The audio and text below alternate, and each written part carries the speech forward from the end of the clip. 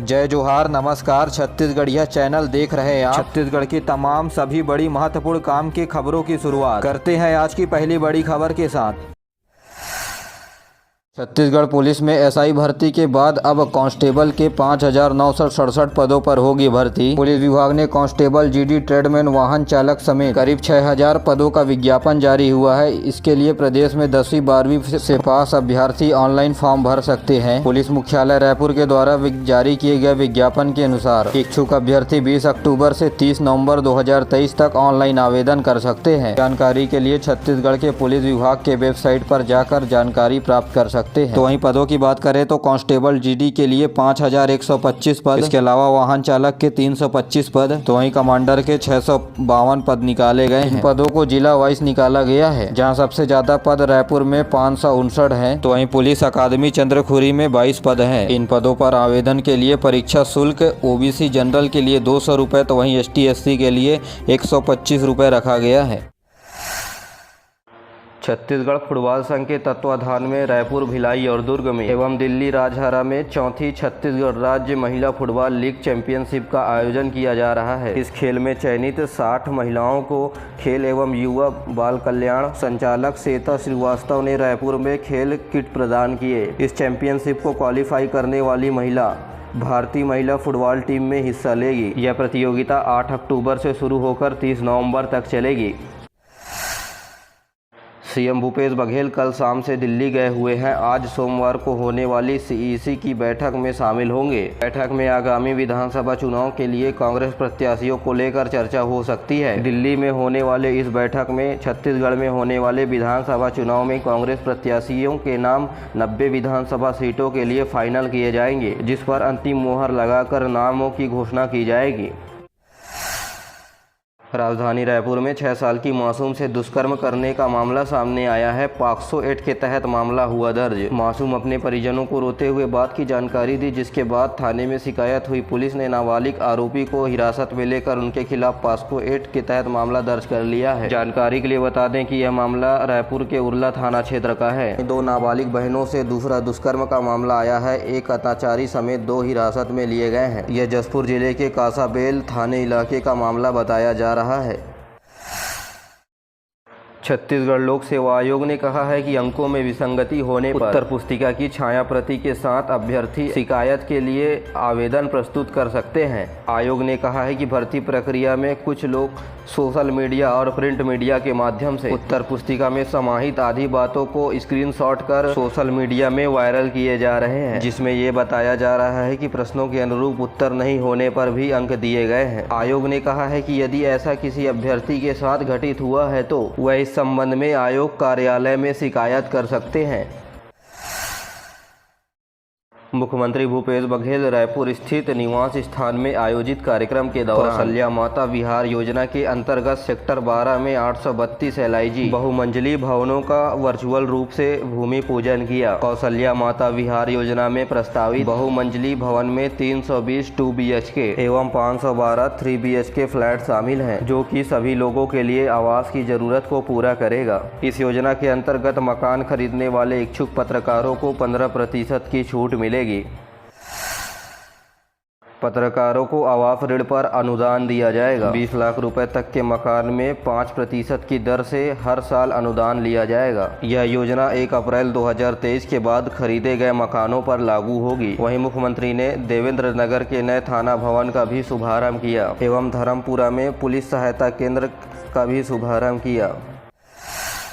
स्कूली बच्चे को मध्याह्न भोजन में मिलेगा अंडा। अतिरिक्त पोषण आहार के रूप में 7 जिलों में बच्चों को मिलेगा लाभ। जी हां, छत्तीसगढ़ प्रदेश के बलरामपुर, सरगुजा, जसपुर, रायगढ़, सूरजपुर, नारायणपुर और कोंडागांव में संचालित सभी स्कूलों में प्रधानमंत्री पोषण शक्ति निर्माण योजना मध्याह्न भोजन के तहत अतिरिक्त पोषण आहार के रूप में अंडा दिया जाएगा। अंडा वितरण करने का प्रस्ताव शासकीय प्रमोदन कर आवश्यक कार्यवाही के लिए स्कूल शिक्षा विभाग को निर्देशित किया गया है। इसके अलावा विभाग के द्वारा अजीम प्रेम जी फाउंडेशन के साथ MOU भी हाल ही में हस्ताक्षर हुए हैं।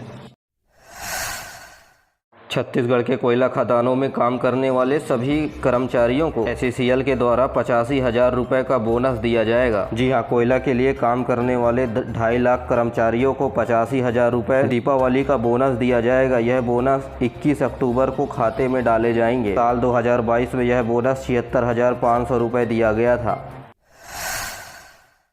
केंद्र सरकार ने प्रधानमंत्री उज्ज्वला योजना के लाभार्थियों के लिए के तहत गैसों में मिलने वाले 200 रुपये सब्सिडी को बढ़ाकर 300 रुपये किए जाने को मंजूरी दी है। केंद्रीय मंत्रिमंडल की बैठक के बाद सूचना एवं प्रसारण मंत्री अनुराग सिंह ठाकुर ने बताया कि उज्ज्वला योजना के तहत LPG लाभार्थियों के लिए 100 रुपये सब्सिडी बढ़ा दी गई है।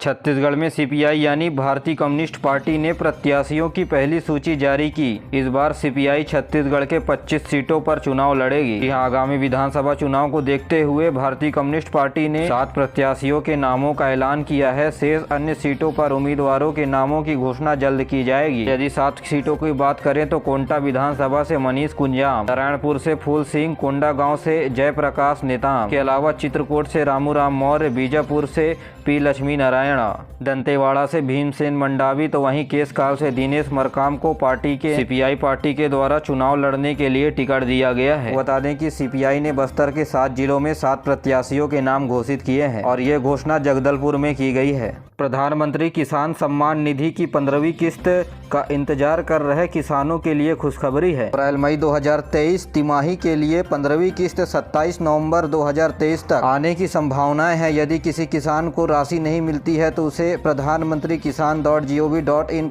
के वेबसाइट पर PM किसान लाभार्थी सूची 2023 की जांच करनी होगी। यहाँ प्रधानमंत्री किसान सम्मान निधि योजना के पात्र किसानों को प्रत्येक तिमाही में 2,000 रुपये और सालाना 6,000 रुपये दिया जाता है। कई किसानों ने इस योजना के लिए पंजीकरण कराया है। बता दें कि 11 करोड़ से अधिक के किसान प्रधानमंत्री जो अब 27 नवंबर तक मिलने वाली है। किसान की 15वीं किस्त तिथि 2023 घोषणा का इंतजार था। शिक्षकों की कमी से स्वामी आत्मानंद स्कूल के बच्चों में नाराजगी देखने को मिली है, जिसकी वजह से नेशनल हाईवे पर किया चक्का जाम। छत्तीसगढ़ प्रदेश के दंतेवाड़ा जिले के गीदम जवांगा में स्थित कन्या Swami Atmanand English medium school के 9वीं से 12वीं तक के कक्षा के बच्चों ने शिक्षकों की कमी को लेकर नेशनल हाईवे पर 1 घंटा तक चक्का जाम कर दिया। बच्चों का एक ही नारा था, हमें शिक्षक चाहिए, हमें शिक्षक चाहिए। इस नारे के साथ वे 1 घंटे तक सड़कों पर बैठे रहे। जहां प्रशासन को सूचना मिलने के बाद पहुंची पुलिस अधिकारियों ने समझाइश के बाद बच्चों ने प्रदर्शन खत्म किया। फलों के कैरेट में छिपाकर शराब तस्करी का मामला सामने आया है।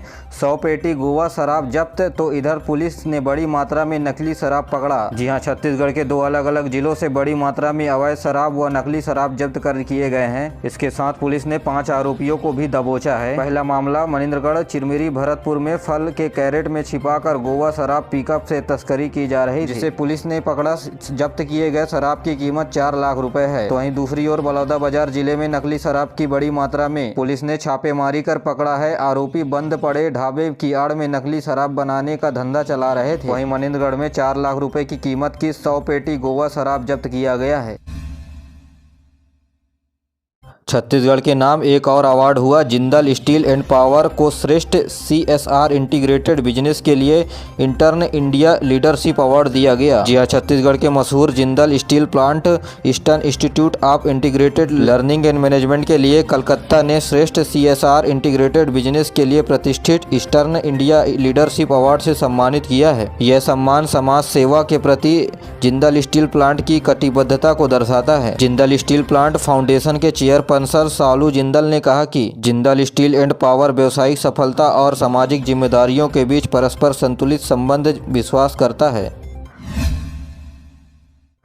छत्तीसगढ़ के रायगढ़ में 14,250 लीटर अवैध विदेशी शराब जब्त किया गया। धर्मजयगढ़ प्रभारी आबकारी उप निरीक्षक संतोष कुमार नारंग ने कार्रवाई करते हुए 14,250 लीटर अवैध विदेशी शराब जब्त किया है। छत्तीसगढ़ में यह शराब खपाने के लिए मध्य प्रदेश से लाई गई थी, जहां कार्रवाई करते हुए आरोपी को गिरफ्तार कर छत्तीसगढ़ में किसानों के लिए फायदे का सौदा बनी खेती। 50% सब्सिडी दे रही है सरकार। जी हां, सरकार के द्वारा फूलों की खेती करने पर 50% की सब्सिडी दी जा रही है। कम जमीन पर ज्यादा मुनाफा कमाने वाले किसानों के लिए अच्छी फसल है। आपको बता दें कि पारंपरिक फसलों की तुलना में फूलों की खेती की लागत आमतौर पर कम होती है, तो वहीं छत्तीसगढ़ के फूलों की मांग पूरे देश भर में हो रही है। बता दें कि राष्ट्रीय बागवानी मिशन के अंतर्गत संरक्षित खेती के लिए 50% की सब्सिडी केंद्र की मोदी सरकार के द्वारा दी जा रही है। आकाशवाणी के द्वारा संवाददाताओं की जोनल कार्यशाला बीते दिनों हैदराबाद में आयोजित की गई। इस कार्यशाला में छत्तीसगढ़, आंध्र प्रदेश और तेलंगाना के संवाददाताओं ने भाग लिया। इस दौरान छत्तीसगढ़ मीडिया में संरक्षण, संवर्धन और स्वतंत्रता को बनाए रखने के लिए एक समिति बनाई गई। वहीं जनसंपर्क विभाग के सचिव इस समिति के पदेन सचिव होंगे।